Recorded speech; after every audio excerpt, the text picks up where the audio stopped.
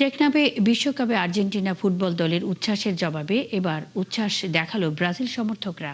তবে তার প্রকাশ হয় কক্সবাজার শহর। শনিবার বিকেলে বাইকের শোভাযাত্রা আর উল্লাসে সবুজ হলুদে ছেয়ে যায় পর্যটন নগরী। বিস্তারিত কামরুল ইসলাম মিন্টুর প্রতিবেদনে। পা দুটো ঠিকমতো সঙ্গ দেয় না, চলতে গেলে ভর করতে হয় লাঠির উপর। তবু উল্লাসের অতিশয্যে থেমে থাকে না শরীর। ভারসাম্য হারিয়ে লুটিয়ে পড়লে প্রিয় দলের পতাকা থাকে উঁচুতে। আর সঙ্গে যখন হাজারো সুস্থ সবল সঙ্গী, তখন সবার আবেগের প্যারামিটার তো রেকর্ড ভাঙারই কথা।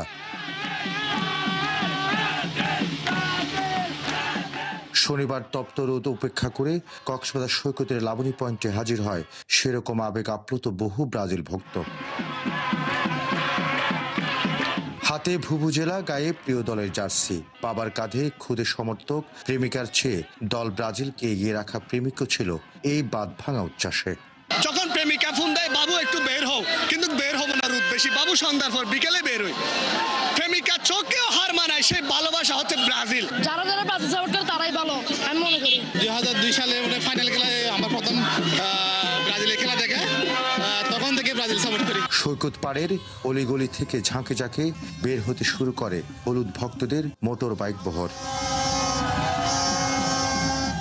লাবণী পয়েন্ট থেকে সুগন্ধা পুরো সৈকত রূপ নেয় এক টুকরো রিউ ডিজে নিরুতে। আমরা পুরো পরিবারই ব্রাজিল ভক্ত।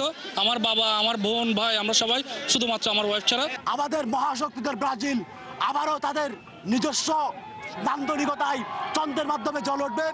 আমরা ফুটবলের রাজা বলতাম, ফেলের জন্ম হয়েছে ব্রাজিলে, এজন্য ব্রাজিল করে। ফুটবল বিশ্বের ষষ্ঠ বিশ্বকাপ জিতে ব্রাজিল এবার ইতিহাস করবে, এমনটা বিশ্বাস কক্সবাজারের সাম্বা কিংদের।